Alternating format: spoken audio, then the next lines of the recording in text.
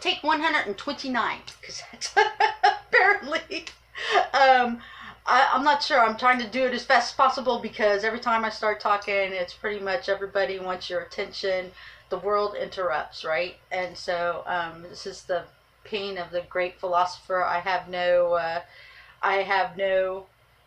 patron to pay me and let me lock my door in a room by myself to expound upon the great ideas. Um, all right, uh, so in the other one, I started talking about. I think that there's three great questions uh, that continually affect the United States and our politics and our philosophy since our founding. And when I was thinking about that, I was thinking about where we are right now, and why we're in this moment where people are so unsettled and they think that there's some terrible thing that's bound to happen or some tragedy that's about to occur, or make America great again, like somehow America was no longer great and or is failing in some way, even though when you look around, it's pretty obvious that there's no tragic disaster. We're not in the middle of a zombie apocalypse. Uh, as much as North Korea is a big pain in our butts, we're really no closer to nuclear war than we were. But the world seems to be a bit chaotic, right?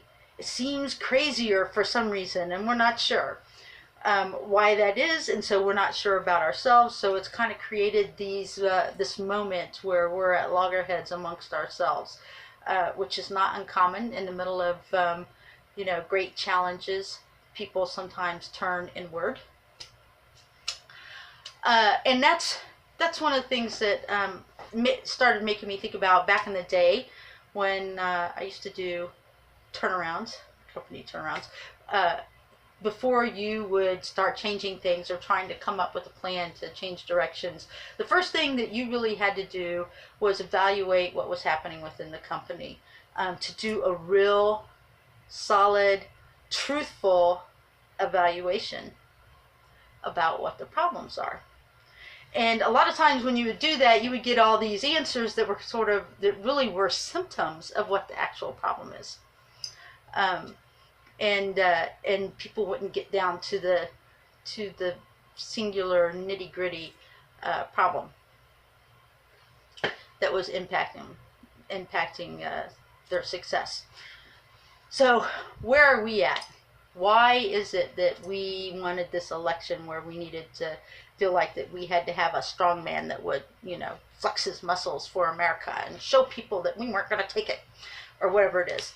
And the issue, as far as I could tell, is that we're in the midst of a great revolution. It is a revolution that is liberating information and will create liberty, I believe. Or it could create something terrible. And that's why we're so uncomfortable and unsure, because we're in the midst of a great change. And we facilitated that change. We created this tool. We're doing it to ourselves, but we are also projecting information and ideas out onto the world. Now, the problem for us is we're all awesome about that, but the problem is that information comes back at you in this great internet revolution, in this revolution of information. And part of that comes back at you is the criticism of your ideas and the criticism of your actions. And people are not good with change, and they're not good with criticism. Even constructive criticism can make some people lose their damn minds, right? And that's the deal. So we're projecting our information and our history upon the world, because let's face it, the largest part of the internet is in English, and it's our content, right? We are projecting us upon the world. But they get to write back and tell us, well, remember that time you invaded Iraq? Well, it wasn't good. And we're like, hey, what?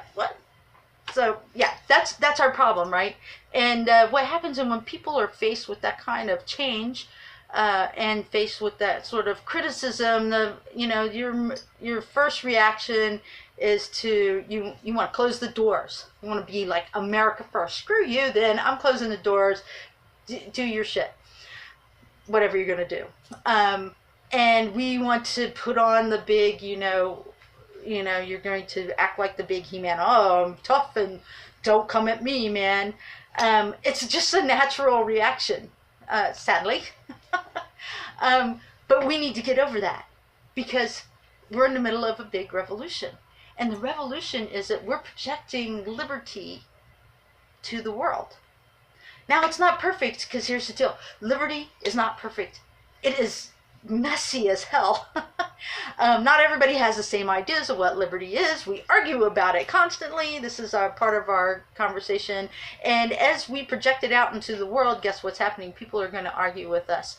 This isn't like your grandma's 1950 projection of liberty via movies and books. This is instantaneous right now. And since it's coming back to us in this little circle, it's making us question ourselves. We've always had these discussions amongst ourselves, but now it seems even crazier because we can hear each other's thoughts. And sometimes we're like, what the hell? You were thinking what? No way, man. That's crazy. Probably what you're thinking about me right now. Why is she doing these videos? Because I think, why not? Why not? This is the Great Revolution. Right? Now, back in the day, we had pamphlets in 1776. The Sons of Liberty wrote it on a piece of paper. We are writing it on the internet. We are doing it via video. It's like the giant Federalist Papers. Now, the problem is that we have to get our core together. Because like I said, we're diagnosing our problem, right? So we're being faced with this major challenge because we're projecting liberty and we're projecting information, we're projecting our ideas to the world. It's coming back at us that maybe we don't always live up to our ideas. And so we're having these big questions. We talk amongst ourselves about, well, what is our ideas? And it's making us be at loggerheads. What do we really believe? What is America? Is America first and exceptional? Is it by itself and nobody else can really enjoy liberty? And if they do, it'll be some shade of real liberty because they're culturally and religiously different. Or is America not just first, but America the leader? Is America to set the example of what liberty is, what freedom really means, what is justice? Is it free will or is it predetermination? Are you stuck where you are as the subject of a tyrant, or do you decide? The government of the people for the people. And are we the leader of that, or is it just for us? And that's the big question. And we're faced with that because we're in the middle of an information revolution. And it's hard when information comes at you like that, and it's hard to take criticism, and it's definitely hard to do change. And on top of that, people are like, wow, there's this other undertone of conspiracy crap, but we'll go on to that later. But that's why you're at this moment. It's the Great Revolution. And to quote Dr. King, who was quoting the Bible, are you awake? We need to stay awake during the Great Revolution. Talk to you guys later. Are you awake?